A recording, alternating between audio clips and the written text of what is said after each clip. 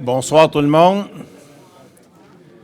Bienvenue à cette assemblée extraordinaire qui sera suivie par une deuxième. Donc, la première est à l'effet d'adopter le budget 2018 ainsi que le plan triennal d'immobilisation. Et la deuxième sera pour adopter les taux de taxation. Alors, dans un premier temps, pour la première assemblée, j'aurais besoin d'un proposeur pour l'ouverture et appuyé. Proposé par M. Lévesque-Sauvé, appuyé par Mme Rajotte. Est-ce que quelqu'un s'y oppose? Nous allons commencer. Donc, au niveau de l'ordre du jour, simplement 2 points. Donc, l'adoption du budget 2018 et l'adoption du plan triennal 2018, 2019, 2020. Il y aura aussi une période de questions, mais je tiens à souligner d'emblée que la période de questions sur la première assemblée ne peut concerner que le budget. Et il y aura levé de la séance, évidemment. Est-ce que j'ai un proposeur pour l'ordre du jour, s'il vous plaît? Proposé par M. Savard, appuyé par Mme Toulouse. Est-ce que quelqu'un s'y oppose? C'est adopté. Donc, au niveau du budget 2018, vous dire dans un premier temps que le budget, au niveau de son ensemble, ça représente une dépense de 25 725 000 $. Et on va regarder ensemble autant les revenus que les dépenses qui y sont associées.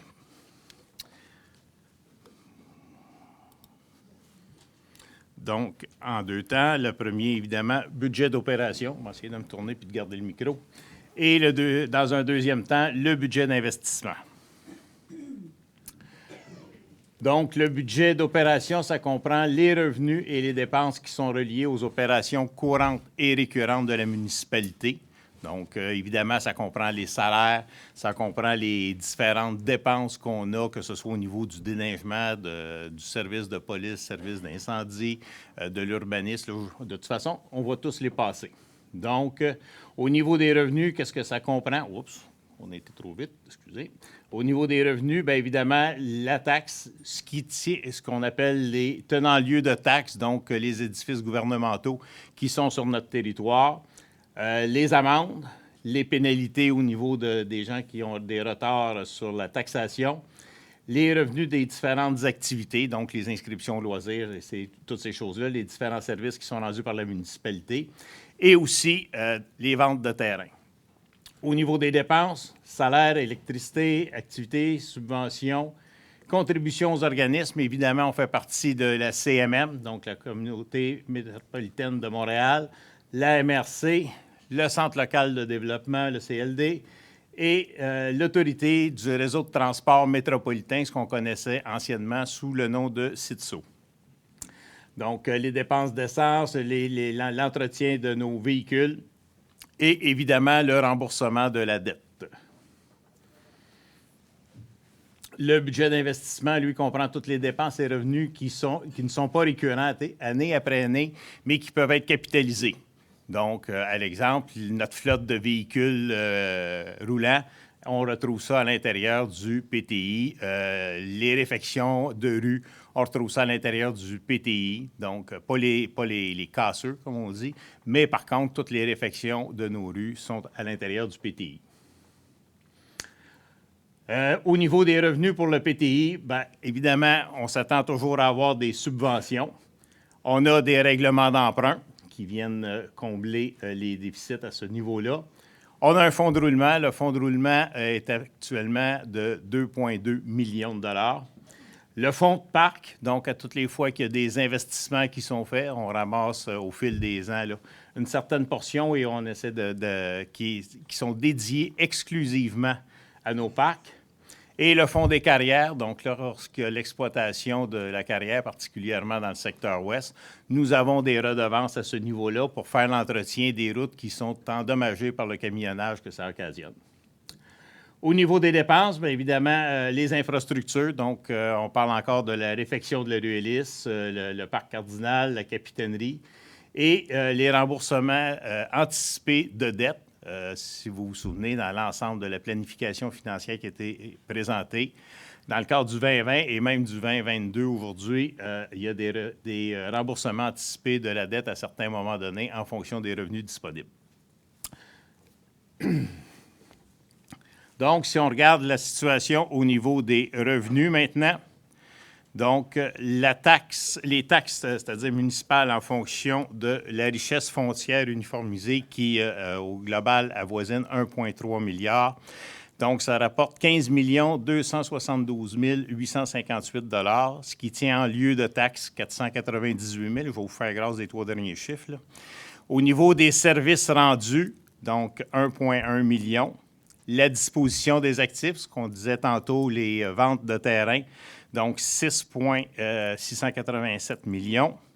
Au niveau des impositions de droits, donc entre autres les mutations au niveau des ventes de maisons, donc 574 000.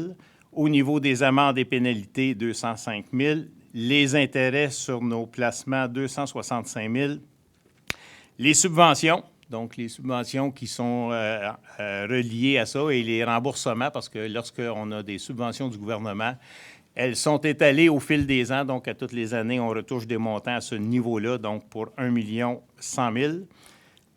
Au niveau de l'affectation du surplus, donc pour arriver avec un budget équilibré, il faut aller chercher à même le surplus 18 000 $. Et évidemment, il y a la disposition des actifs tantôt là, qui vient aussi équilibrer ce budget-là au niveau des revenus pour les opérations. Donc, la répartition de la richesse foncière uniformisée. Donc, je vous disais qu'on en avait pour 1,3 milliard. Donc, le milieu résidentiel, nous sommes rendus à une évaluation globale d'1 milliard 4 millions ou 5 millions. Au niveau non résidentiel, 130 millions. Au niveau industriel, 21 millions. Les 6 logements et plus, 50 millions. Terrain vague desservi, 39 millions. Et tout le milieu agricole pour 72 millions.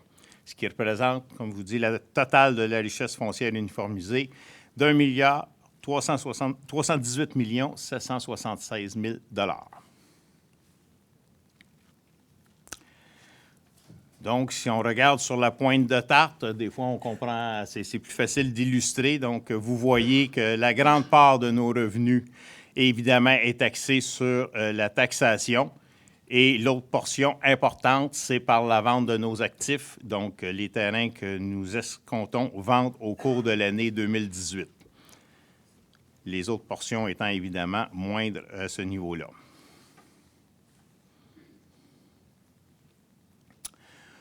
Au niveau des revenus de taxes, au niveau des taxes de service, donc au niveau de l'eau, au niveau du taux foncier dans un premier temps, 72,73 du 100 $ d'évaluation. Donc, c'est un gel du taux de taxation au niveau de la taxe résidentielle et la même chose au niveau commercial à 1,5808 $. Au niveau des taxes de service, la taxe d'eau, qui est à 163 $ actuellement, va être maintenue à 163 $ et 193 $ pour le commercial. Au niveau des égouts, il y a une augmentation de 10 $ à 162 $ et 192 $ pour le commercial. Ce qu'il faut savoir au niveau des taxes de service, c'est qu'on regarde l'ensemble des dépenses année après année et à l'occasion, on revise ce taux-là pour s'assurer que ces services-là s'autofinancent par eux-mêmes. Au niveau des égouts, juste vous dire que la dernière augmentation remontait à 2011. Ce qui fait une grosse partie de nos dépenses à l'intérieur de ça, évidemment, c'est l'électricité, c'est des pompes qui fonctionnent à haut rendement et évidemment, notre facture, entre autres d'électricité, a augmenté passablement au cours des dernières années. Donc, c'est ce qui justifie l'augmentation et encore une fois, comme je vous dis, pour couvrir les coûts. Le recyclage à 51 $, donc c'est le même taux que l'année passée. Lorsque la taxe avait été séparée entre les ordures et le recyclage, il aurait dû avoir un ajustement aussi au niveau du recyclage pour le commercial qui n'avait pas été fait, donc qui était à 51 $ et qu'on ramène à 56 $. Et finalement, la taxe d'ordure qui demeure au même niveau à 148 et 203 pour le commercial. Maintenant, on a de la tarification au compteur pour l'eau. Donc, pour l'eau au compteur, c'est calculé au mètre cube. Donc, 4,18 $ pour le mètre cube d'eau au compteur. Et pour la tarification en eau brute, à 4,28 $.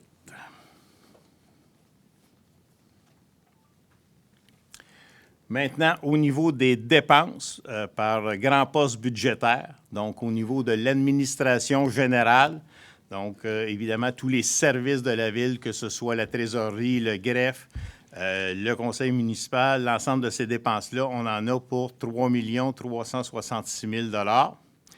La sécurité publique qui touche le service de police, le service d'incendie et ce qui gravite autour pour 4 500 000 $. Le transport, donc particulièrement les travaux publics, le déneigement et aussi le transport en commun, donc au niveau de la desserte d'autobus, donc 3 258 000 $. Au niveau de l'hygiène du milieu, donc ce qu'on mentionnait tantôt au niveau de la fourniture d'eau et d'eau potable et la disposition des eaux usées, 3 883 000 $. L'occupation du territoire, donc tout ce qui touche l'urbanisme, 3 500 000 $. Loisirs et culture, donc l'ensemble des activités qui sont parrainées par la Ville, 2 989 000 $.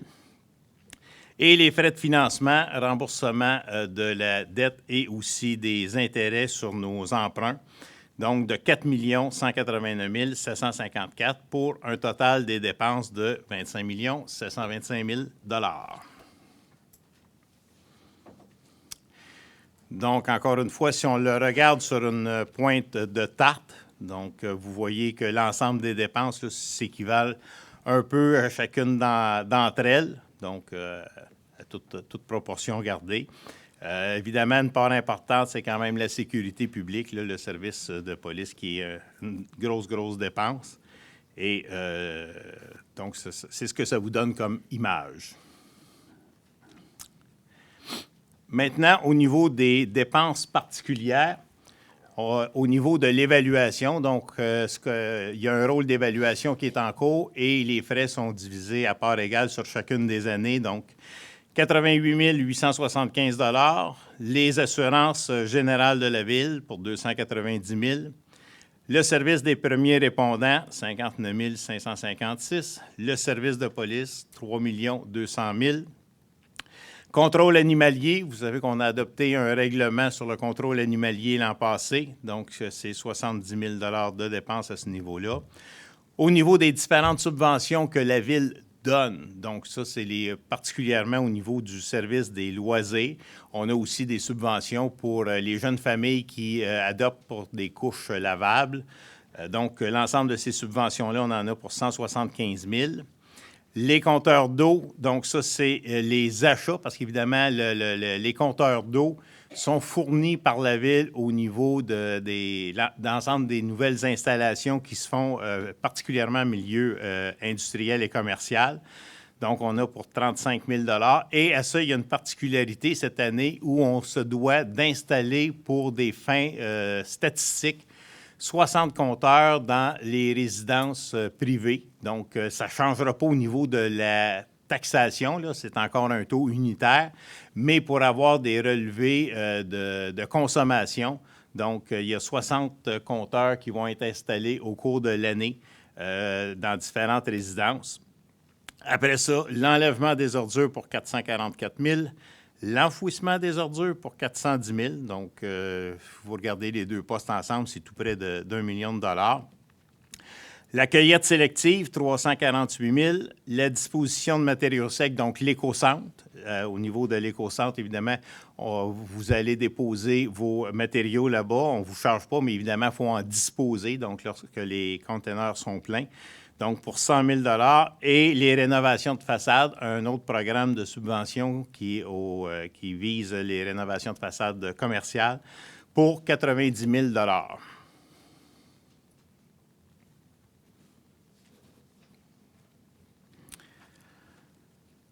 Au niveau des quotes-parts, je vous parlais tantôt de l'ensemble des organismes que nous avons dans notre périmètre comptable. Donc, l'autorité du réseau de transport métropolitain, donc ce qu'on appelait jadis la CITSO, mais qui a été regroupé maintenant sous la Régie de transport métropolitain, donc pour 354 000 $. L'Agence métropolitaine de transport, parce qu'on avait aussi une dette de l'ancien CITSO, là. Donc on en a pour 114 000 $.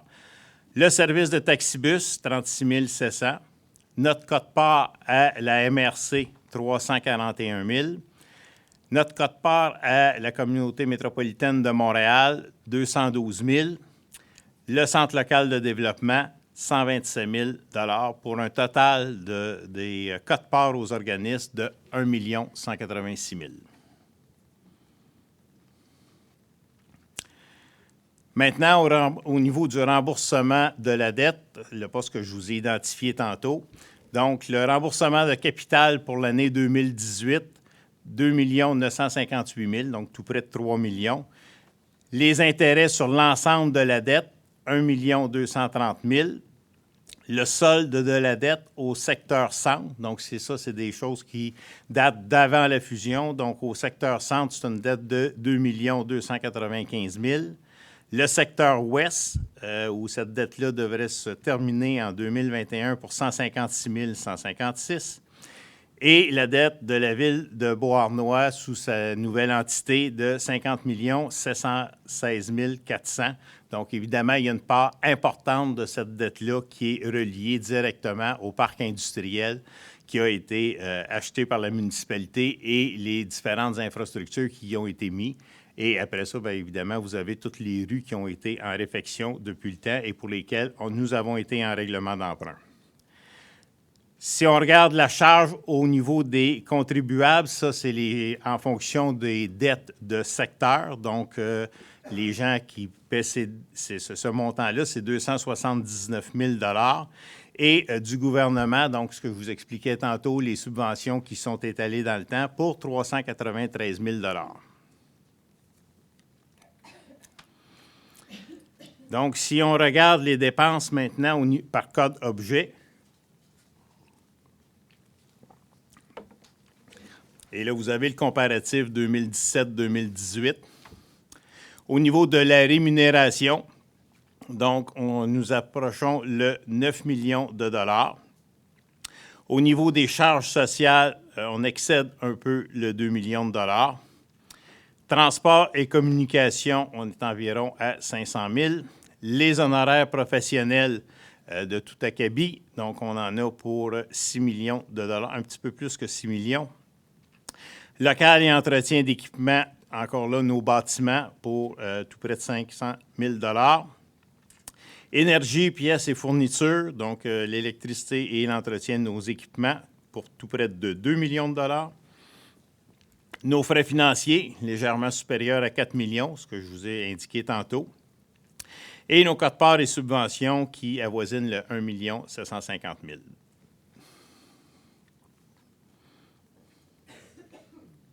Si vous regardez, vous voyez des augmentations là, pratiquement à tous les postes pour 2018.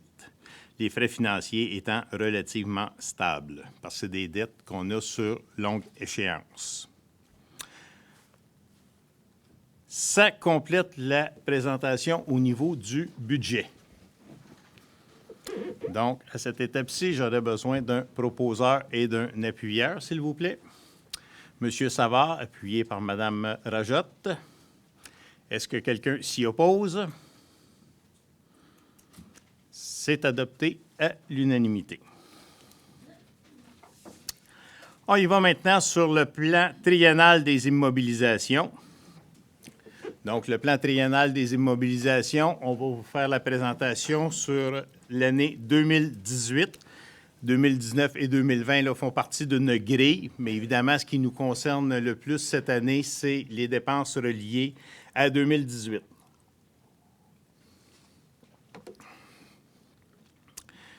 Donc, le PTI pour 2018 est un PTI qui représente des investissements de 36 millions de $. C'est un des PTI les plus élevés là, depuis plusieurs années. On ne passera pas l'ensemble des postes du PTI. Ce qu'on va vous mettre en lumière, c'est les principaux postes qui vont être présentés, qui vont être dépensés tout au long de l'année. Ce qu'il faut retenir aussi, c'est, oui, c'est 36 millions de dollars qui est mis là, mais année après année, là, on n'atteint jamais 100 de nos réalisations pour toutes sortes de raisons. Vous allez voir qu'à l'intérieur de ça, on a entre autres la réfection de nos usines d'épuration des eaux. Ça se peut que les travaux ne se complètent pas au courant de l'année, donc on n'atteint jamais le 100 En fait, si on regarde au fil des dernières années, on avoisine plus le 50 à 60 de réalisation globale à l'intérieur de ça. Et on va vous indiquer les différentes sources pour défrayer ces dépenses-là. Donc, au niveau de notre service d'incendie, c'est de se mettre à niveau au niveau des appareils respiratoires. Donc, 10 appareils à tout près de 5 000 l'unité. Là, donc, on en a pour 50 000 qui va être pris à même le surplus. Au niveau des lumières de rue, tranquillement, pas vite, on essaie de transformer notre éclairage qui est à basse pression de sodium, donc nos lumières qui éclairent de type jaune, vers des lumières à LED dont la consommation est moindre. Donc, actuellement, il y a certaines rues qui ont été dotées au complet de ces nouveaux appareils d'éclairage-là. On a fait des tests avec différents types de lumière pour voir quel va être le commentaire des gens. Donc, entre autres, il y en a sur la rue Morel et sur la rue Boyer. Donc, si vous allez dans ces rues-là, vous allez voir des éclairages qui sont vraiment de nature blanche. C'est de l'éclairage au LED.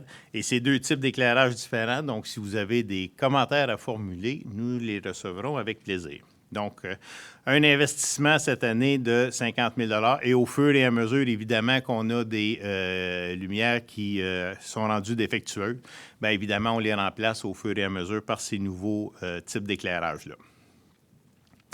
Ensuite, au niveau de la flotte de véhicules, une dépense majeure en 2018. Notre chargeur sur roue était dû à être renouvelé. Donc, c'est une dépense quand même significative de 419 000 avec tous les équipements qui vont avec. Donc, ceux qui vous avez vu dans les 2 derniers jours que nous avons procédé à l'élargissement des rues et on a fait ça avec nos nouveaux équipements, donc le nouveau chargeur et le nouveau souffleur. Donc, on devrait être en mesure de mieux répondre aux besoins et l'ancien souffleur, on va le récupérer pour notre dépotoir à neige pour être capable justement de continuer de pousser notre neige là-dessus. Et on a l'achat d'une camionnette pour 2018, donc qui va compléter le plan d'investissement. Juste vous dire qu'on a aussi une espèce de calendrier perpétuel pour regarder la vie utile de nos équipements et être capable de les programmer là, tout au long des prochaines années, et non seulement à l'intérieur du plan triennal. Au niveau de l'entretien des bâtiments municipaux, vous avez vu, bien évidemment, on a rénové la salle du conseil et on a commencé aussi à rénover le 2e étage.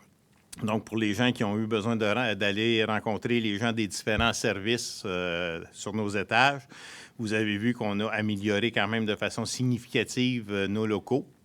Et il reste encore une partie à compléter au 2e étage. Donc, on vise à compléter ces travaux-là au cours de l'année. L'année passée, les dépenses ont été supérieures à celles-là, mais évidemment, il y avait toutes les dépenses qui étaient reliées à l'ajout du système de ventilation. Après ça, la réfection de la rue Ellis. Donc, ce projet-là a été présenté au cours de l'année 2018. Donc, ça va se faire évidemment via un règlement d'emprunt. Des subventions que nous espérons ardemment du gouvernement provincial qui est en élection. Mon prédécesseur en a parlé à maintes reprises, qu'on espère que ça va débloquer parce qu'évidemment, on va avoir besoin de ça pour être capable d'assurer une charge qui soit équitable pour la rue Ellis. Et du fonds de développement aussi, qui aura une partie qui va être prise à l'intérieur de ça, parce qu'évidemment, ce que ça vise à faire, c'est de doter notre centre-ville d'une nouvelle vie économique. Pour la rue de l'Industrie, donc ça aussi, vous avez vu, il y a une partie des travaux qui a été faite en 2017, là, lorsqu'on a eu à creuser sur la route 132 à l'automne dernier. Bon, ces travaux-là ont été faits là, sur la partie de la route. Il y a une autre partie qui est à compléter pour aller vers une nouvelle industrie qui s'appelle Brenntag et aussi desservir des lots que nous espérons acquérir d'Hydro-Québec. Donc, la deuxième portion de cette dépense-là est de l'ordre de 570 000 $, donc ce qui va faire en sorte que ce projet-là au complet là, va avoisiner 1,5 million de dollars. Une intersection qui est à compléter, donc c'est celle au coin du boulevard Cadieux et du chemin de la Beauce.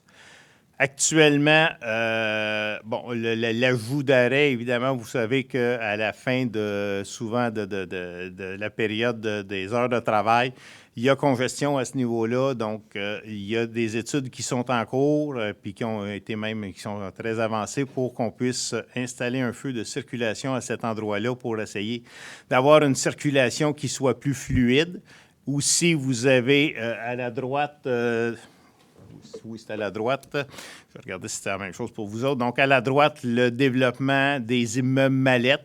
Actuellement, il y a un premier bâtiment qui est en construction pour une clinique vétérinaire, mais il y a d'autres bâtiments commerciaux qui devraient s'ajouter de ce côté-là. Donc, là aussi, ça va être important que cette intersection-là, qui est quand même un carrefour là, majeur à Beauharnois, soit améliorée pour assurer la fluidité de la circulation.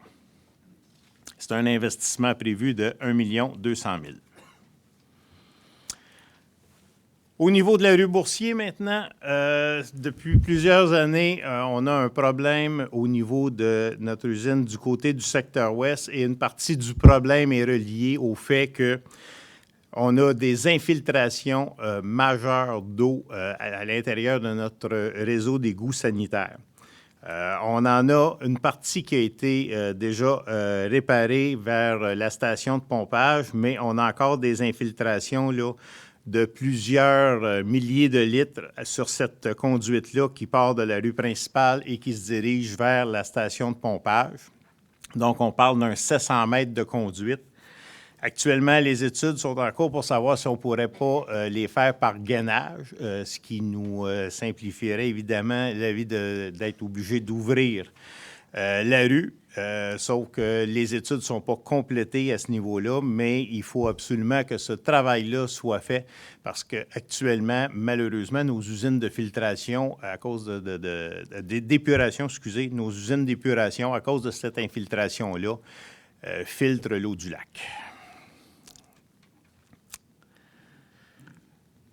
L'autre partie pour être capable aussi de répondre, et juste, je vais revenir en arrière sur l'autre aussi, parce qu'actuellement, nos usines du côté du secteur ouest, nos usines d'épuration, là, sont à pleine capacité. Donc, il faut absolument être capable de régler ce type de problème-là pour accroître justement la capacité de nos usines.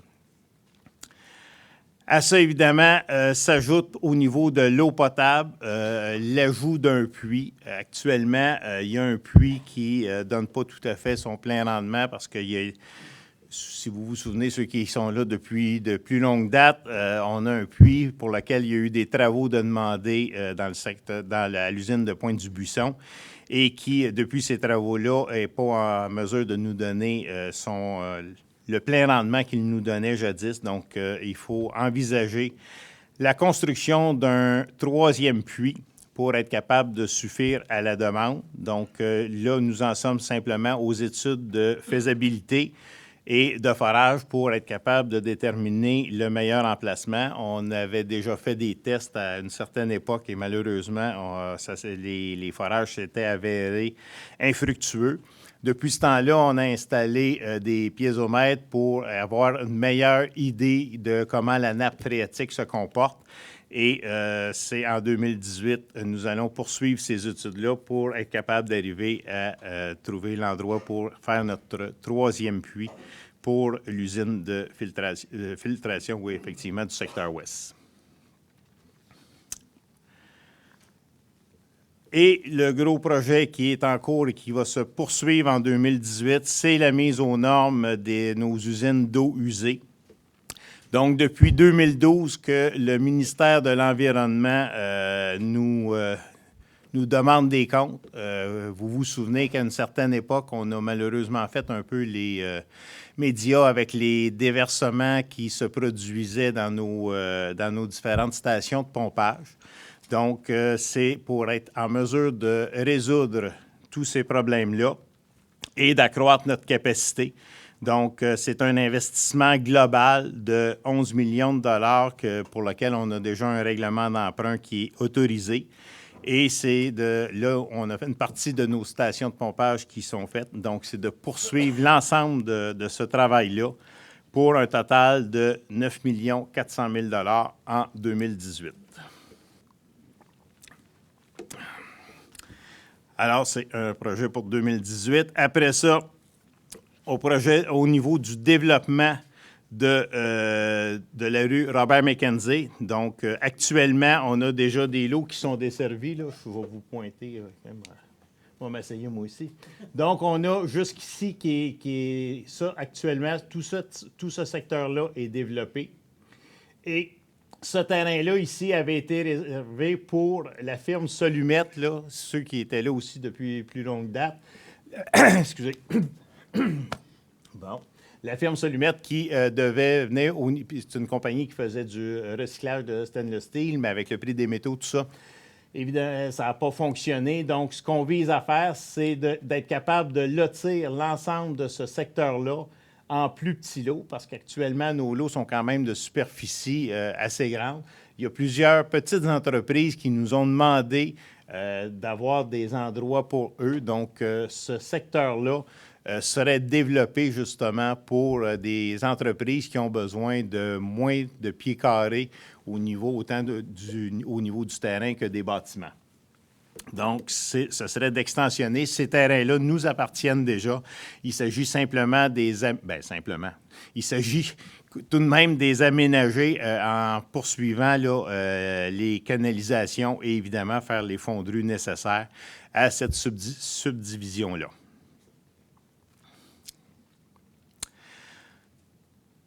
Au niveau du parc industriel, une conduite d'eau brute. Donc, vous savez qu'actuellement, il y a des démarches qui se font pour un projet de serre.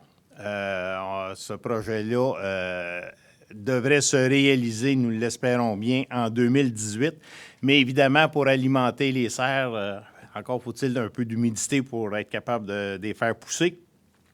Ces belles plantes-là. Donc, ça demande une conduite qui va être prise, qui ne viendra pas hypothéquer, notre réseau d'aqueduc d'eau traitée. Donc, ça va être de l'eau brute qui va être acheminée à ce moment-là à partir directement du canal vers les serres. C'est quand même une conduite là, significative à additionner. Donc, c'est un investissement en répartition locale, celui-là, pour 1,5 million. Donc, cette facture-là, au fil du temps, sera absorbée par les serres. C'est ce qu'on appelle des répartitions locales. Et si jamais il y a d'autres entreprises qui ont besoin de se brancher, qui ont des besoins en eau brute, bien, on pourra aussi les raccorder à cette conduite-là à ce moment-là. Au niveau du développement du parc industriel, donc Hydro-Québec a encore des terrains qui peuvent être construits.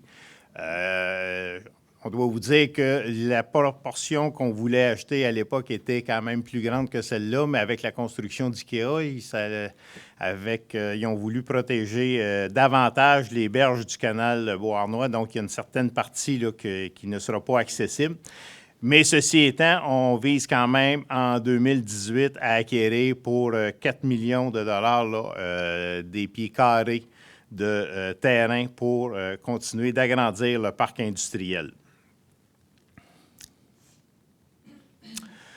Au niveau des infrastructures de loisirs, écoutez, encore une fois, comme je vous disais tantôt, on vous présente que les grands postes, mais Un des postes qu'on doit revoir, c'est la réfection de notre terrain de balle, en fait, de nos terrains de balle là, qui sont situés là, à l'arrière du centre aquatique et des tennis. Donc, c'est une réfection majeure. Actuellement, ces stades-là là, datent des années 70. Donc, on commence à avoir des lacunes au niveau de la sécurité. C'est ce qui fait que notre mutuelle d'assurance nous a poussé un peu à réaliser ces études-là. On refait donc les terrains qui sont derrière seraient configurés en 2 nouveaux terrains pour un investissement total de 1 250 000 $. Évidemment, à ça demande d'avoir un programme de subvention pour réussir à réaliser ça. Donc, c'est une condition, je vous dirais, quasi sine qua non, parce que c'est quand même un investissement là, majeur à ce niveau-là, mais c'est qui remettrait nos installations de terrain de balle à niveau, et ce, pour plusieurs années encore. Ce qu'il faut aussi savoir, c'est que la balle qui avait été malmenée par le soccer au fil des années, quand le soccer a pris beaucoup d'expansion, aujourd'hui, on revient vers un équilibre où les jeux de balle là, sont de plus en plus demandés. L'année passée, nos terrains ont été largement sollicités à ce niveau-là. Donc, ça serait la mise à niveau qui serait requise. Et le dernier projet qui n'est pas le plus gros comme tel en investissement, mais qu'on tenait à vous parler, c'est celui de l'aménagement d'un parc à chiens. Ça fait longtemps que c'est demandé par les citoyens. Évidemment, on a commencé par aménager nos parcs pour nos tout-petits, mais on est rendu beaucoup plus au niveau de l'ensemble de nos installations de parcs pour les enfants et même pour les plus vieux. Donc, c'est de commencer à faire les démarches. C'est sûr que pour 10 000 là, je vous le dis, on ne construit pas un parc à chiens, mais il faut être capable de commencer nos démarches à ce niveau-là. Donc, de choisir l'endroit et de regarder justement, d'être capable de réaliser à tout le moins une partie des investissements.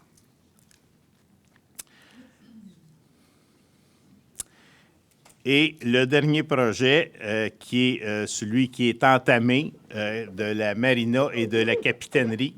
Donc, le projet avoisine les 4 millions de $.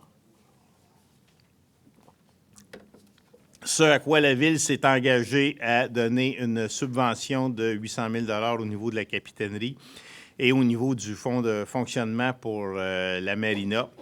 Donc, 2 millions de $ pour l'année 2018.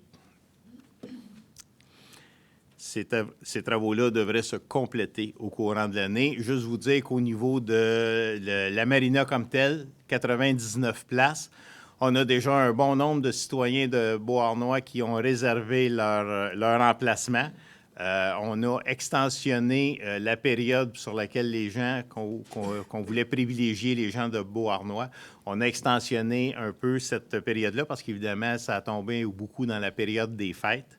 Et à partir, là, je le roule de mémoire, là, mais à partir du mois de mars, les emplacements restants vont être offerts à l'ensemble de la population, là, évidemment, du lac Saint-Louis.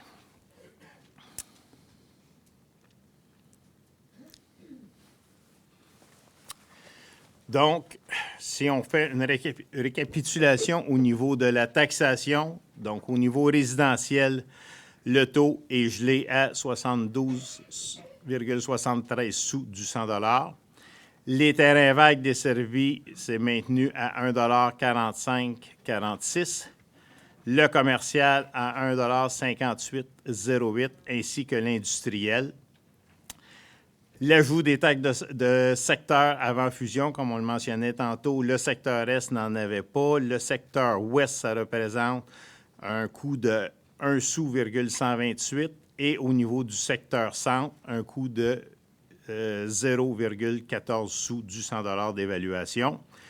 Et au niveau des taxes de service, comme mentionné tantôt, gèle au niveau de la taxe d'eau à 193, les égouts, une addition de 10 $, autant au niveau résidentiel que non résidentiel, et les ordures à 199 et 259, un gel aussi à ce niveau-là.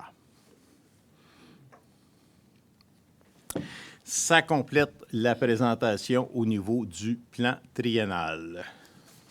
Excusez, m'a changé d'écran. Est-ce que j'ai un proposeur et un appuyeur pour le plan triennal d'immobilisation? Madame Poisson, appuyée par Monsieur Savard. Est-ce que quelqu'un s'y oppose? Monsieur Lévesque et Madame Toulouse. Tout à fait, Monsieur Lévesque, allez-y. Bonsoir. Donc, juste pour expliquer la décision de mon refus de ce PTI tel qu'il a été présenté. En fait, c'est qu'il y a quelques éléments qui ont été retirés, qui étaient des éléments déjà existants, des projets qui sont donc retirés de l'année 2018. On parlera notamment de l'acquisition des champs Ferrat pour 20 millions de dollars qui avait été planifié. Les développements de rue Bellado aussi, des terrains du Québec, on parlait de 500 000. D'autres projets aussi qui ne faisaient pas partie du PTI initial. On avait initialement un PTI à 64 millions pour cette année. D'autres projets qui auraient pu être ajoutés aussi, qui ont fait partie de discussions d'assemblées précédentes, que ce soit le projet de revitalisation de la Dame-Terre éventuellement, lorsque la saga de reprise pour taxe sera terminée, ou encore la piste multifonctionnelle sur la 132, donc en partant de l'angle Saint-Louis-Saint-Laurent jusqu'à la centrale. On a fait cette présentation-là aussi en septembre, en octobre. À ça, aussi les terrains de la 1er à la 9e avenue. On avait une hypothèse qu'on pourrait procéder à l'acquisition éventuellement. Sans cela, rien n'empêchait qu'on puisse refaire une réserve foncière pour développer un fonds de rue aussi, pour y aller d'un développement en répartition locale pour ces rues-là, ce qui pourrait encourager fortement le développement résidentiel. Et aussi le fait que certains projets soient dans ce PTI, mais avec un certain bémol. Je pense à la conduite sur la rue Saint-Laurent, qui en fait est directement liée avec le projet de M. Lobato, donc les condos sur la rue Saint-Laurent, que cette conduite-là ne sera faite que du moment où M. Lobato aura commencé concrètement à soit faire la démolition ou à prendre des gestes concrets. On se retrouve un peu dans une situation de l'œuf ou la poule, je trouve. Évidemment, ça n'a pas de la même forme du tout, mais comme on avait débuté la marina d'abord pour encourager le projet de M. Lobato, ça fait aussi partie un peu d'un prérequis, selon moi, cette conduite-là sur Saint-Laurent pour que la réalisation des condos puisse se faire par après. Et encore aussi, le Bois-Robert, sinon on avait vu un 50 000 qui est identifié, ou tout dépendant de subventions, on disait qu'on pouvait penser ou revoir le montant qui y serait. Donc ça aussi, c'est un équipement qui m'est cher et en lequel je crois où on devrait quand même investir certaines sommes. De là, bien évidemment, faire un protocole d'entente avec Axial et aussi M. Kwong, qui gère l'ancien site de Chromasco, sont dans les cartons, bien entendu, pour qu'on puisse continuer à faire des investissements dans ce boisier qui ne nous appartient pas, mais tout de même qui est disponible et qui est là pour les citoyens. Voilà de mon côté. Merci beaucoup, M. Lévesque. Moi, je vais juste rajouter, parce que je pense que Guillaume t'a dit des choses que je voulais dire. Moi, qu'est-ce que je pense, pourquoi que je vote contre j'ai voté contre le plan triennal d'immobilisation tel que présenté par M. Tremblay. Parce que pour moi, un plan de triennal d'immobilisation, ça veut dire le reflet du développement de la ville. Donc, un portrait de notre avenir collectif. Un plan un PTI sans envergure, c'est le reflet d'une ville sans développement puis sans avenir. Voici pourquoi je vote contre le PTI. Comme Guillaume dit, on a retiré les champs Ferrat, c'est du développement qu'on peut en faire. On a retiré le 1er à 9e avenue dans le secteur ouest, c'est encore du développement. On a retiré du développement des acquisitions de terrain, c'est la même chose, on retire. Comme Guillaume dit, en conclusion, moi je dis, on a retiré 25 millions du plan initial qu'on nous avait proposé. Merci. Merci, Mme Toulouse. Est-ce que j'ai d'autres commentaires? Oui, moi je vais parler. M. Savard? Moi je suis en faveur du plan triennal. Il faut mettre des choses au niveau des champs Ferrat, au niveau des infrastructures, si on prend la rue Sainte-Catherine, il y a des tuyaux changés là. Il va falloir Hélice et puis Saint-Laurent. Fait que moi, je suis en faveur, mais là, pour l'instant, l'usine d'épuration des eaux est à niveau, elle ne fournit plus. Puis on a présentement des déversements qui se font au niveau des, on va dire, des déchets résidentiels et qu'on envoie des îles. Donc, il faut faire nos usines à niveau actuellement avant de commencer à faire des grosses constructions de maisons. Deuxième des choses, au niveau des industries qui veulent venir s'installer, ça leur prend de l'eau. Hein? Ça prend de l'eau potable. puis certaines industries aussi de l'eau non potable. À partir de ce moment-là, on va commencer à passer avec nos tuyaux, vous avez vu, là, de l'eau non potable. Et puis au niveau de l'eau potable, actuellement, l'usine de filtration essaie à Bonheur que ça y met à niveau, parce que si on a un boom immobilier en haut, on peut en fournir.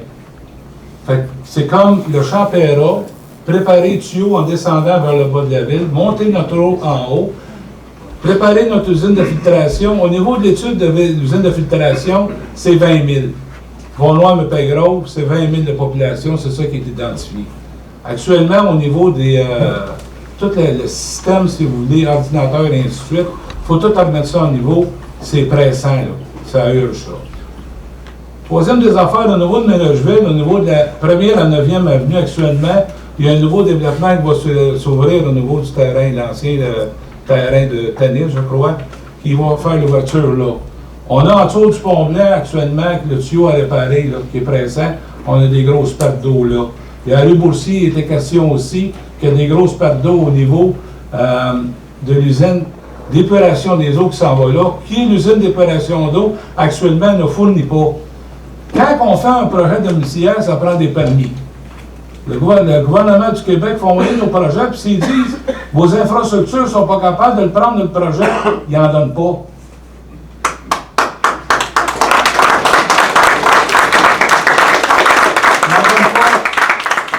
Puis ça, là, je vais vous dire encore une autre affaire. Moi, là, j'ai toujours été pour M. Hainaut. On va dire des choses bien claires. Il a arraché la ville d'une pauvreté. Toutes les usines avaient fermé tout ça. On était une ville pauvre. Là, on a émergé de tout ça. Puis on n'est pas contre le nouveau conseil de développement. C'est pas vrai, ça. Puis à celui qui va venir me dire que je suis contre le développement, là, on va raser très sérieusement. Mais les infrastructures, c'est très, très, très important dans les demandes de permis qu'on va faire pour les gros projets résidentiels puis au niveau des projets industriels. Vous avez bien vu, au niveau des terrains d'Hydro-Québec, ça l'a réduit. Mais les terrains d'Hydro-Québec, on a mis un budget à l'effet que si on est capable d'acquérir les terrains d'Hydro-Québec, on va être capable de continuer notre côté industriel qui était parti avec l'ancien conseil. Au niveau des ventes de terrain, c'est 40 millions. Max. On a 32 millions de dettes dessus, 8 millions clairs, apparemment. Mais il y a d'autres infrastructures qui vont donner 3 millions net. C'est ça, la réalité. Au niveau de Beauharnois, actuellement, au niveau des terrains résidentiels, on est en manque. C'est clair, on est en manque. Puis il faut mettre toutes nos questions de eau, égouts, usine d'épuration d'eau à niveau. Fait qu'à partir de ce moment-là, en 2018, on a jasé on a fait des rencontres là, sur le budget, je peux vous le dire. Mais actuellement, il faut absolument faire ça. Puis ça n'empêche pas le développement, mais on va vous expliquer pourquoi. Quand un promoteur immobilier, là, je peux vous en parler, il s'en vient, ou 2 ou 3 promoteurs immobiliers à Beauharnois, ils n'arrêteront pas 100 terrains chaque. Un contracteur là, qui va venir, là, il va prendre des engagements pour 10-15 terrains. Qu'est-ce qu'on a fait au niveau du projet du Suroît-Châteauguay? On avait 10 contracteurs, ils ont pris 10 terrains chaque, ça faisait 100 terrains, payables lorsqu'une maison bâtie vendue sur le notaire avec main levée. C'est comme ça que ça fonctionne. La ville de Beauharnois, là, moi actuellement, c'est qu'au niveau de la structure, de qu'est-ce qui était fait, c'était bien fait. Mais il faut continuer. Là, actuellement, ils ont poussé, puis là, on est rendu à côté, dans l'eau, l'usine d'épuration des eaux. On va remettre à niveau, on va continuer. Mais ça n'empêche pas qu'en 2018, par exemple, si quelqu'un vient cogner à la porte, qui veut s'installer, qu'on va lui dire non, là, ça va faire, là. C'est pas écrit pas à mon front, là.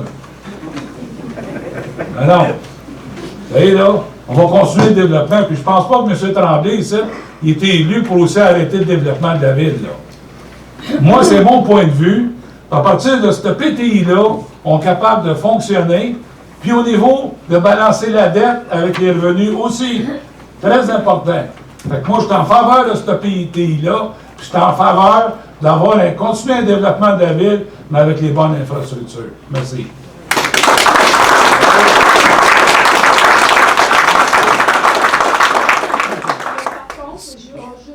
Par contre, vous ne direz pas, M. Savard, que présentement, on arrête n'arrête pas le développement. Le développement, c'était les Champéras, la première avenue, 9e avenue. C'est beau. Si on n'aurait pas eu cette vision-là, là, on ne serait pas là aujourd'hui. Pas une fois que le gouvernement ne l'accordera pas. S'il vous plaît, on ne répond pas dans la salle. Il y aura une période de questions tantôt. Est-ce que je vous ai parlé, vous, monsieur? Moi, je vais vous parler. Moi, je ne vais pas faire vous parler pas en tout. Je vous connais même pas et je ne veux rien savoir de vous. Merci. Toujours, je veux juste vous demander de compléter et que je ne veux pas que personne dans la salle interrompe les interventions des conseillers et conseillères. J'ai plus rien à dire. Merci, M. Tremblay. Droit de réponse? M. Tremblay, vous avez un droit de réponse? Non, parce qu'on ne fait pas on ne se mettra pas à faire des discussions. J'ai dit votre opinion. Les Je gens vais vous demander, de toute façon, je vais vous demander d'adresser vos opinions envers moi et non pas envers vous les uns les autres. OK. Monsieur le maire, Oui. les Champéras actuellement, on parle de 21, 22, 23, 24 millions, qu'importe, là, au niveau du prix payé. Au niveau des infrastructures, on parle entre 12 et 15 millions actuellement pour mettre dedans. J'ai posé des questions à l'effet, est-ce qu'il y a eu des tests de sol si les sols étaient contaminés alentour des chemins de fer? Ça fait des années, 100 ans que les trains se promènent là, puis on n'a pas fait de tests d'évaluation au niveau des fonds de terre. Moi, je dis une chose, les Champéras, c'est pas de la glace, ils ne fondront pas au soleil, puis ils ne peuvent pas s'en aller avec la ville, là. Ça, c'est clair à ma tête. À partir de ce moment-là, on va mettre les bonnes choses, on va préparer tout le taux de Champéras pour être capable de recevoir toutes ces eaux, puis toutes ces nouvelles constructions-là, dans nos usines d'épuration puis de filtration d'eau. Point final, c'est tout ce que j'ai à dire. Merci, M. Savard. Est-ce qu'on a des interventions? Alors, je vais demander qui était contre. Je vais demander maintenant qui est pour le plan triennal des mobilisations. Alors, c'est adopté. Merci.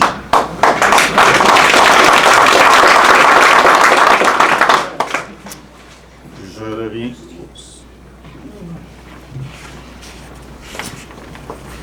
Donc, je reviens. À l'ordre du jour, c'est la période de questions concernant le budget et le plan triennal. Et je vous rappelle que la période de questions n'a trait qu'au budget.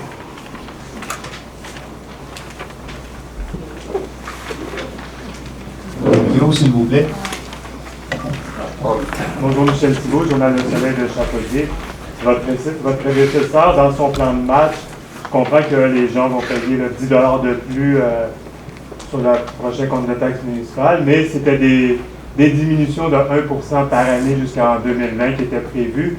Qu'est-ce qui a changé là, dans le scénario là, pour avoir de baisse de taxes cette année? Dans le scénario, vous avez vu au niveau des revenus, pour être capable d'équilibrer le budget, ça demande une vente de terrain de l'ordre de 6 687 000. Donc, ça veut dire qu'au niveau de nos dépenses d'opération, on est 6 millions dans le trou, plus le 18 000, là, on va arrondir là, à 6 millions 9. Là. Donc, ça, c'est pour les dépenses d'opération seulement. Donc, d'arriver avec une baisse de taxes à ce moment-ci, ce n'était pas, selon nous, une mesure adéquate. Ça ne veut pas dire qu'on ne reviendra pas, mais on va falloir s'assurer. Il va falloir s'assurer parce que là, on est en train d'investir dans du développement. On veut bien qu'il y ait un retour sur l'investissement, mais pour avoir un retour sur l'investissement, là, il ne faut pas non plus dépenser démesurément. C'est ce qui a fait que la décision qui a été prise était de maintenir le taux de taxation au niveau actuel. Merci. Bienvenue. Je peux relativiser sur un commentaire pour moi, ce que tu viens de dire. Non, vous répondez juste aux journalistes. Pour relativiser ce que tu viens de dire, est-ce que tu me permets? Je vais vous permettre, M. Soulier. Parfait. Juste pour relativiser, dans le fond, le fameux 6 quelques millions, vous faites référence pour compléter le budget cette année. De ces 6 millions-là aussi, il faut prendre en considération qu'il y a des paiements de règlement d'emprunt qui ont été faits dans le cadre aussi d'investissement et du plan de développement stratégique de la ville. Donc, ce n'est pas quelque chose qui est récurrent comme tel par rapport à une année qui est 2018, mais qui était dans le plan comme tel du développement de la ville. Et aussi toute la masse salariale qui est à prendre en considération. Nous avons présentement une équipe pour une ville, du moins presque une équipe qui serait prête à fournir pour une ville de 20 000 personnes, bien que nous soyons 13 000 quelques. Tout ça en prévision justement d'être 20 000, d'avoir des gens présentement qui mettent la main à la pâte pour qu'on puisse arriver à nos objectifs. Alors, il faut prendre conscience aussi qu'une partie de la masse salariale est un investissement en soi parmi ces 6 millions-là. Donc, il faudrait relativiser ce 6 millions-là en soi. C'est juste ça que je veux dire. Merci beaucoup, M. Sauvé. Je dirais en complément qu'effectivement, le remboursement de la dette, il est de 4 millions et on est à 6,7 millions déficitaires. Monsieur Daou. Mon nom est Maurice Daou, résident de Bois-Moi sur la rue Saint-Joseph. Premièrement, je vous félicite d'avoir réussi à produire un document de cette qualité, même s'il peut y avoir des divergences d'opinion. On est dans une société de droit et aussi d'opinion et de liberté d'expression, ça c'est bien correct. Juste au niveau du développement des rues Mackenzie, ou juste de vente, on prévoirait être compétitif face aux autres municipalités qui ont peut-être des terrains plus stables, ou que l'entreprise qui arrive ici, s'il y a des coûts de 20 ou 30 de plus pour stabiliser son sol, bien, à quelque part, c'est sûr qu'une entreprise qui s'installe est là à moyen ou à long terme. Mais ça cause que s'il va acheter à Châteauguay ou à Vaudreuil pour à peu près le même prix, mais qu'il n'y a pas à investir peut-être dans le piétage ou quoi que ce soit, je pense qu'on aura peut-être besoin de réfléchir à ça, parce que je ne suis pas sûr qu'au niveau du marketing, ça semblait être développé dans la dernière année, en tout cas. Les terrains qui sont à vendre sur la rue Mackenzie et sous réserve de aérés, ces terrains-là, il y a eu très peu de remplissage, là, tandis que nos autres installations, exemple chez IKEA, évidemment, c'est tout le travail qu'il y a eu à l'époque du creusage du canal de Beauharnois. Donc, il y a une différence à ce niveau-là et évidemment, ça sera sûrement pris en considération. Et pour un dernier sujet qui est bien personnel à une cause qui me tient à cœur au niveau des premiers répondants, j'accueille évidemment la décision de maintenir un budget de 59 000 $, sauf que j'espère avoir le marketing pour pouvoir être capable de faire comme le ramasseur de chiens, pour qu'il ramasse mes chiens à 70 000 par année, alors j'ai la misère à ramasser mes personnes âgées. Parce que malheureusement, les coûts d'essence, d'assurance de l'équipe montent, puis aussi la fréquence des appels. Mais je suis ouvert évidemment à trouver des pistes de solutions. Je vous remercie et je vous souhaite de passer une bonne soirée. On est dans le plan triennal, mais on ne nous a parlé que de l'année 1 du plan triennal. Est-ce que les Champéras et les autres sont prévus pour les deuxièmes ans? Oui. Ils ont été reportés en 2019 et la raison majeure en ce qui me concerne, c'est qu'on va s'assurer que nos plans directeurs de nos infrastructures soient à jour et à niveau pour être capable de procéder à ça. Je veux juste vous rappeler que d'année en année, on réalise environ 50 %. On a déjà un plan triennal qui est beaucoup plus substantif au niveau de ces investissements que les dernières années.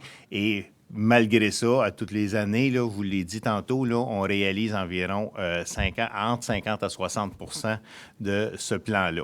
Donc, déjà, on a mis un cap beaucoup plus haut en 2018. Et en 2019, oui, les Champéras et tous les autres terrains y figurent, mais on va s'assurer que nos plans directeurs des infrastructures, avant ça, soient adéquats. Merci. Ça me fait plaisir. Ne voyant pas d'autres questions, je vais demander un proposeur et un appuyeur pour la levée de l'Assemblée, Mme Rajotte et M. Sauvé, un classique. Ce qui complète l'Assemblée pour ce qui est du budget. Alors, sauvez-vous pas, il y en a une deuxième qui suit à l'instant. Donc, cette fois-ci, un seul sujet aussi à l'ordre du jour. C'est pour compléter le travail qu'on vient de faire. Donc, c'est le règlement 2018-01 décrétant l'imposition du taux de taxation et de tarification des services municipaux ainsi que les modalités de paiement pour l'année 2018. Donc, pour ce faire, je vais demander si j'ai quelqu'un pour procéder à l'ouverture de la séance. Monsieur Sauvé, évidemment, appuyé par Mme Poisson. Donc, au niveau de l'adoption de l'ordre du jour, comme je vous mentionnais, un seul point qui est le règlement de taxation pour lequel un avis de motion a été déposé lors de l'Assemblée du 16 janvier. Est-ce que j'ai un proposeur pour l'ordre du jour? Monsieur Savard et Mme Rajotte. Est-ce que quelqu'un s'y oppose? Donc, je vais vous lire le règlement comme tel. Donc, le règlement 2018-01. Attendu que le Conseil de Ville a adopté le 30 janvier 2018 le budget de la Ville pour l'exercice financier 2018. Attendu que le Conseil municipal doit déterminer les redevances municipales exigibles conformément à ce budget.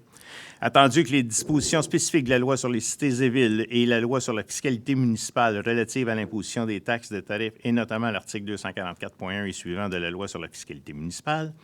Attendu qu'un avis de motion de la présentation de ce règlement a été donné à la séance du 16 janvier 2018 par le conseiller Alain Savard. Attendu que le projet de règlement 2018-01 a été déposé aux membres du conseil et présenté lors de la séance du 16 janvier 2018. Donc, il est proposé et appuyé que le conseil adopte le règlement 2018-1 décrétant l'imposition du taux de taxation et de tarification des services municipaux ainsi que les modalités de paiement pour l'année 2018 telles que présentées.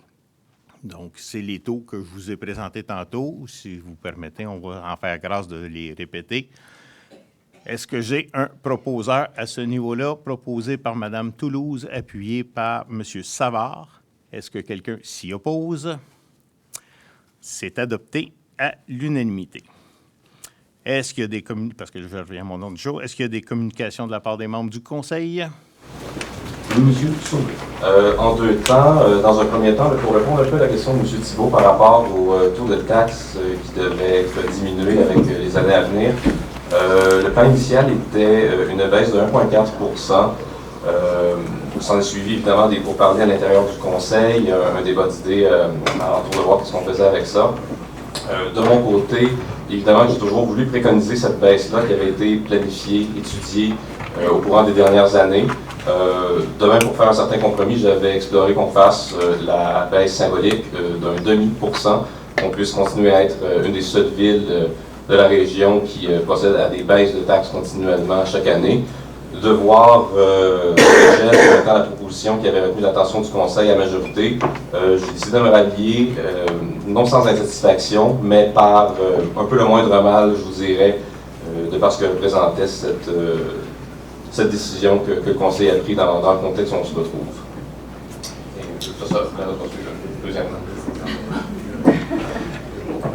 Et deuxièmement, j'aimerais vous lire la déclaration suivante. Ça va comme suit. Ce soir, je dois malheureusement faire le constat qu'une crise majeure frappe le Conseil de ville de Beauharnois. Après moins de 3 mois de gouvernance, force est de reconnaître que le climat au sein du Conseil s'est rapidement détérioré. On dénote clairement un manque de respect envers Mme Toulouse, moi-même, envers l'administration municipale qui était en place au cours de ces 4 dernières années. Lorsque Mme Toulouse et moi-même faisons des interventions au Conseil, il y a peu d'écoute de la part de certains membres du Conseil. On rejette souvent nos arguments, nos commentaires et nos idées. Peu de temps après l'élection de novembre dernier, on a remarqué de la part des membres du Conseil une certaine crainte et de la méfiance envers les employés municipaux. On pourrait presque qualifier cette situation de chasse aux sorcières à l'hôtel de ville. S'attaquer ainsi à nos employés était totalement injuste. Monsieur le maire, votre engagement à titre de premier magistrat de la ville est décevant et nettement insuffisant. Au lendemain de votre élection, il aurait fallu que vous preniez 3 ou 4 semaines à temps plein pour rencontrer la direction générale et tous les employés cadres de la ville afin d'obtenir toutes les informations pertinentes sur l'état de la situation, les projets, les négociations en cours, de même que les projets à venir. Par exemple, la situation des Champs Perras, la situation du projet Domtar, le parc industriel phase 2, les négociations en cours avec le MTQ pour la juridiction des routes numérotées et la piste multifonctionnelle de la route 132. Vous avez plutôt choisi de briller par votre absence à plusieurs reprises. En novembre et en décembre, vous avez rencontré la direction générale et les autres personnes responsables du développement stratégique à quelques reprises seulement. C'est inacceptable. Après 2 mois et demi de gouvernance, ce conseil a réussi à foutre le bordel dans la ville, à remettre en question son développement et à briser une équipe administrative reconnue pour leur grande qualité professionnelle, leur dynamisme, leur passion et leur amour pour la ville de Beauharnois. Pourquoi ne pas avoir pris le temps de bien assimiler les projets en cours, de bien comprendre le plan stratégique, de même que le cadre financier élaboré par l'administration précédente et les employés? Monsieur le maire, lors de la campagne électorale, vous aviez pourtant parlé de continuité. Permettez-moi de citer ce que vous aviez écrit dans votre dépliant électoral. Alors que la ville est en pleine expansion, nous devons poursuivre le travail accompli au cours des 8 dernières années, et ce avec le même dynamisme, la même passion et le même esprit visionnaire. Vous avez également écrit, Monsieur le maire, dans votre dépliant électoral, Le programme que je vous propose s'inscrit dans un contexte de continuité et de développement. Au cours des prochaines années, nous devrons maintenir le rythme, assurer la même efficacité dans nos décisions et demeurer toujours aussi créatifs dans l'élaboration de nos projets. Vous nous avez trompés, Monsieur le maire. Votre vision n'est plus la même aujourd'hui. D'ailleurs, je me demande si vous en avez une vision. Vous doutez des mêmes actions que le Congrès. S'il vous plaît, s'il vous plaît.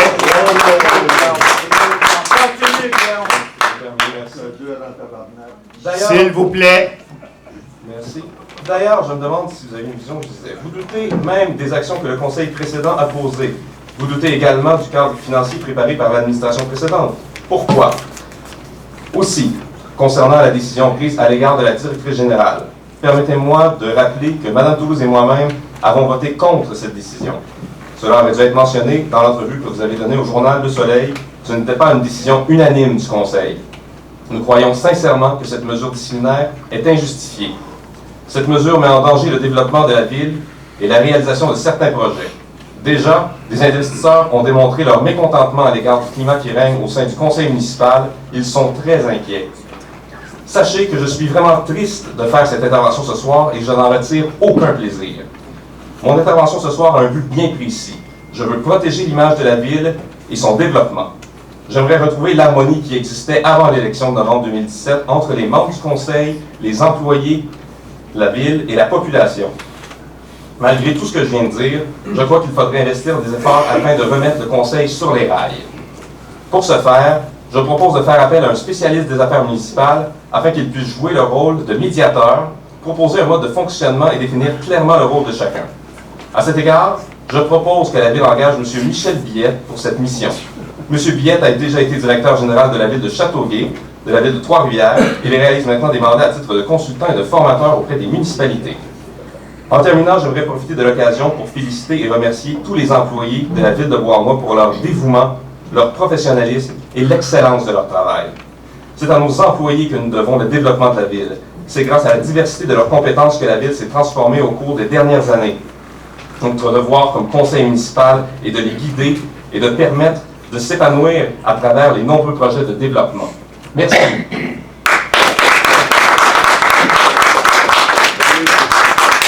Merci, M. Sauvé. Est-ce qu'il y a d'autres interventions? En ce qui me concerne, vous aurez des réponses tout au long de l'année et je pense que je serai en mesure de vous éclairer. Ceci, je mets un point à mon intervention. Madame Poisson. J'aurais une courte intervention. En fait, je ne reviendrai pas sur... Pourriez-vous parler à votre micro? Oui, bien sûr, bien sûr. Merci. Ce sera une courte intervention. En fait, il y a des propos qui me heurtent parce que je considère que c'est des jugements sur des actions et qui ne sont pas basés nécessairement sur des faits là, me concernant. Puis j'étendrai ça aussi à mes collègues aussi qui sont visés par les jugements et non les faits qui sont amenés par certains des propos de mon collègue. Ça m'attriste. Ça m'attriste parce que j'en comprends, en tout cas, le manque de respect, je vois pas. Je peux toutefois me tenir à un fait qui a été mentionné par mon collègue M. Savard lors de notre première ou notre deuxième assemblée, du fait qu'on a demandé des informations auxquelles on n'a pas eu accès. Alors, je ne sais pas...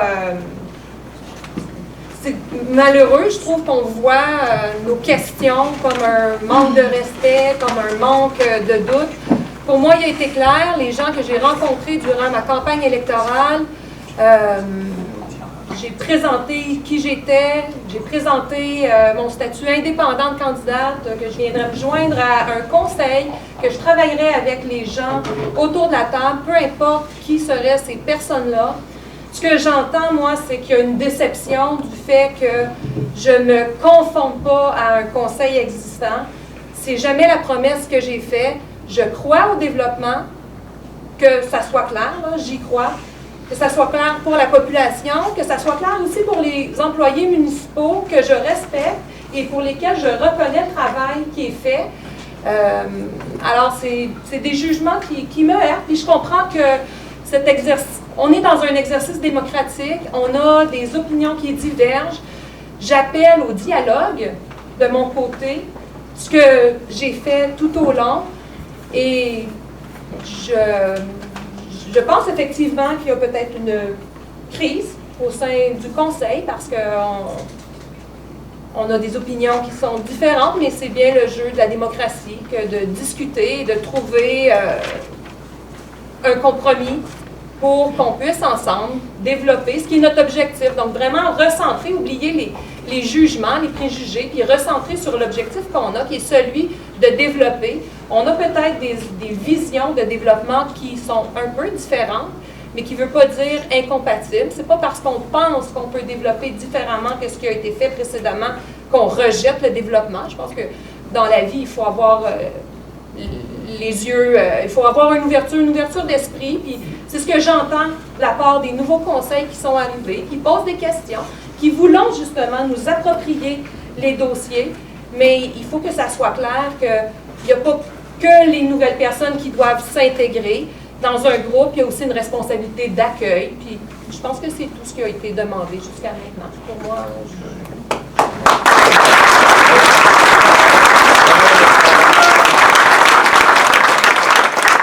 Merci, Mme Poisson. Est-ce qu'il y a d'autres interventions? Mme Rochette. Je pense que ce que M.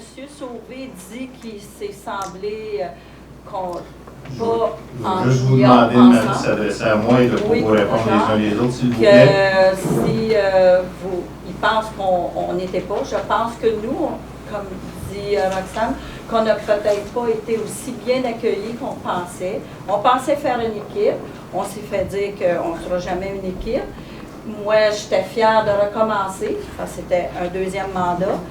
Puis je pense que ce que nos confrères savaient de l'autre vie de la ville, bien, ça nous a pas été tout partagé.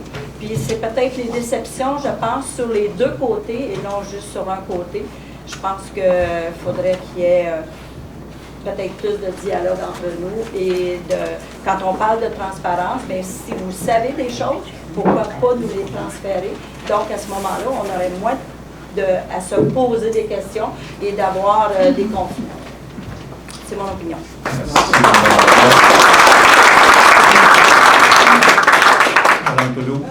Moi, j'entends tout ce que vous dites. Toutefois, quand vous parlez de transparence, présentement, il y a 2 dossiers qui sont en cours que je nommerai pas parce que c'est pas le temps, mais il y a 2 dossiers qui sont importants. Puis moi, je crois qu'il y a eu un manque de transparence dans ces dossiers-là. Donc, vous ne pouvez pas nous demander, parce qu'on fait partie, vous dites tout le temps qu'on fait partie de l'ancien conseil, puis ça, c'est un mot que j'adopte pas parce qu'on fait partie d'une équipe. Puis quand on n'a pas les informations nécessaires pour un dossier, moi, je pense qu'il y a un manque de transparence. C'est pour ça qu'il y a une crise au conseil présentement. Merci, Mme Pelot. Est-ce que j'ai d'autres interventions? M. Savard. Bon. Là, pas nécessaire de vous dire que vous savez qu'on a eu des problèmes.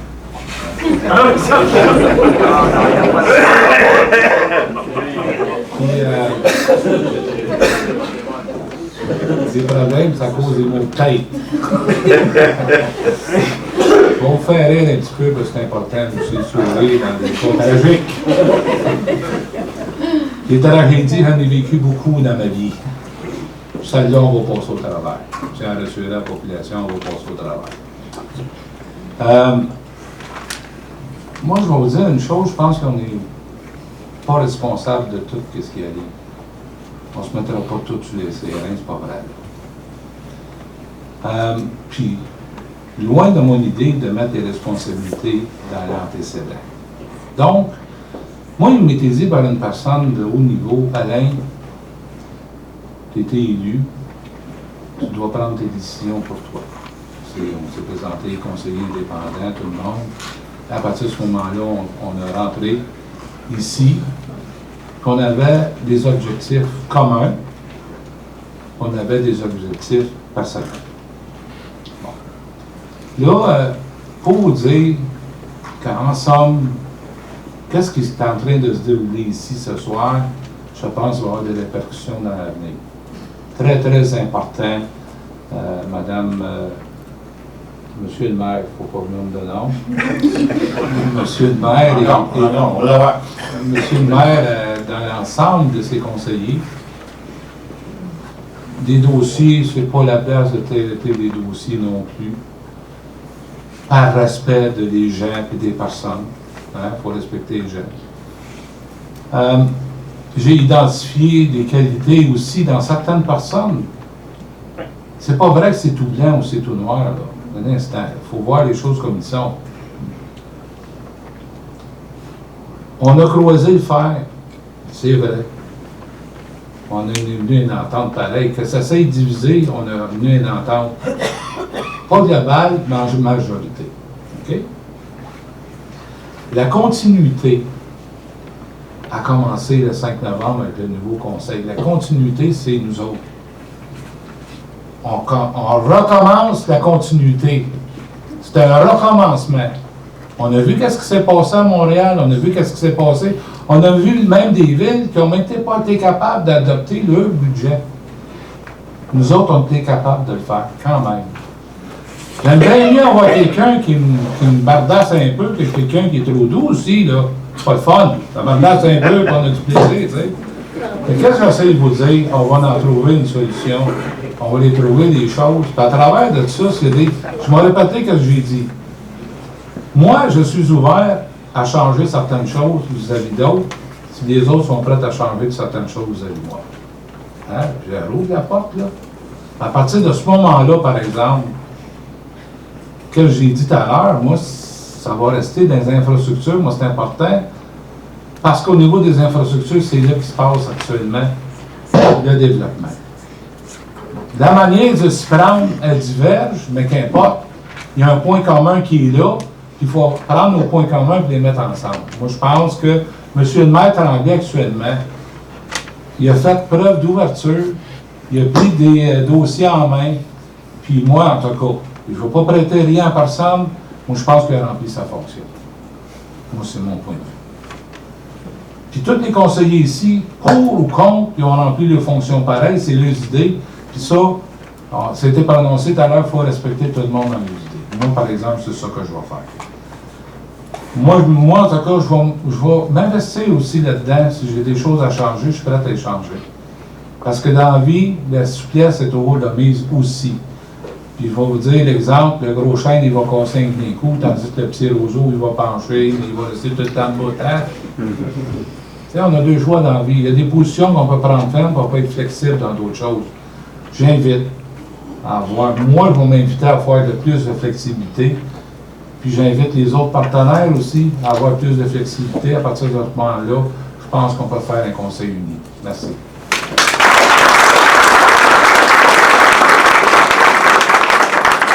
Merci, M. Savard. Je vais me garder le mot de la fin. Avez-vous d'autres choses, M. Sauvé? Non. OK. Je vous ai vu vous avancer. Et je vais aller dans le même sens que M. Sauvé sur un point. Le travail que nos employés font à l'interne, c'est un travail de moine, c'est un travail où les gens sont professionnels et ça n'a jamais été remis en cause. Et je tiens à les remercier, ceux qui sont ici, ainsi que ceux qui n'y sont pas. Et on va travailler ensemble à faire de Beauharnois ce que tout le monde souhaite. Mais on va le regarder avec les yeux en avant des trous. Sur ce, j'accepterai une proposition pour la levée de la séance, s'il vous plaît. Ah, excusez. Ben oui, tu as raison. Merci, M. Sauvé. Est-ce qu'il y a des questions de la salle? Excusez, c'est vrai, on était juste ces communications du Conseil. On va attendre la semaine prochaine. Vous êtes bien fin avec nous. Alors, sur ce, je vais accepter. M. Brossois, oui.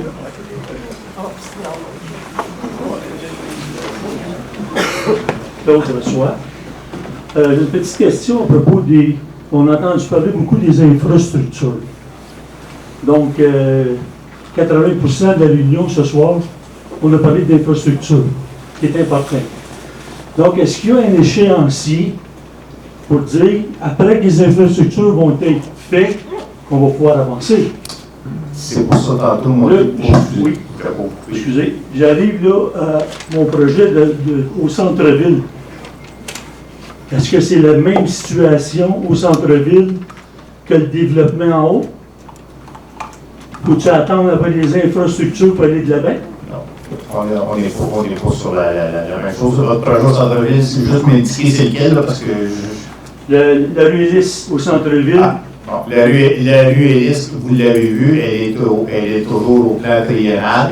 Oui. Et il faut qu'elle soit faite effectivement en prévision d'être capable de recevoir, entre autres, le développement des champs Perra et le restant du développement de la ville de Bois-Noir.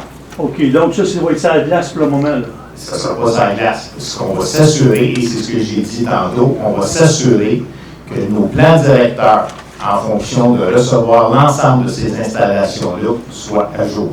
Ma question est, combien ça va prendre de temps? On s'y attaque au quotidien, M. Brossois. Je ne peux pas, comme bien sûr, vous donner un échéancier. Je veux savoir, les infrastructures, ça va se faire quand? Il n'y a pas d'échéancier, rien de ça. Il faut que je discute là, avec les. Écoutez, je vais à l'Assemblée de la semaine prochaine, je vais essayer d'avoir le temps de rencontrer tous les services techniques à ce niveau-là pour être en mesure de vous donner des réponses. Okay. Ça ne donne pas grand temps de se virer de bord, là, mais je vais faire l'impossible pour y Il faut prendre le temps de se virer de bord, mais de la manière qu'on entend, pour le moment, la majorité des projets vont être arrêtés. Même, il faut se dire la vérité. Tant qu'il n'y aura pas le problème d'infra ne sera pas réglé, il n'y a pas grand-chose qui va bouger. Il faut s'assurer, simplement vous dire ça, il faut s'assurer que l'ensemble de nos installations est capable de suffire à la tâche. Donc, ça ne me donne pas de réponse. Je ne peux pas vous en dire plus que ça. J'ai eu des informations là, aujourd'hui même. Là. Je veux bien, là, mais malheureusement, il a essayé par intervenant, ça n'a pas marché. Mais il faut s'assurer que nos plans directeurs et l'ensemble de nos installations sont capables de prendre toutes nos capacités qu'on va développer. Merci. Bienvenue. S'il vous plaît. Bonjour, Michel Lacasse. Moi, c'est juste me faire éclairer que je ne comprends pas. Le programme... Triennal d'immobilisation. Merci. Là, ça a été coupé, c'était à 60, là, c'est tombé à 32, 36. Oui. Mais si vous visez 50% de ça, ça ne fait pas grand-chose. Ben, ça, je vais vous dire qu'on va être à... Non, si vous me dites que tantôt on a été coupé de moitié avec la visée. Là. On vise à en réaliser le maximum possible, mais je vais vous dire qu'en en réalisant la moitié, là, on va être grandement à la hauteur de ce qui s'est réalisé les années précédentes. Oui. Ça va? Merci, M. Lacasse. Ne voyant pas d'autres intervenants, est-ce que j'ai quelqu'un pour la levée de l'Assemblée? M. Sauvé, évidemment, appuyé par M. Savard. Je vous remercie. Prochaine Assemblée, mardi prochain. On vous invite encore en grand nombre. Merci beaucoup de votre présence ce soir.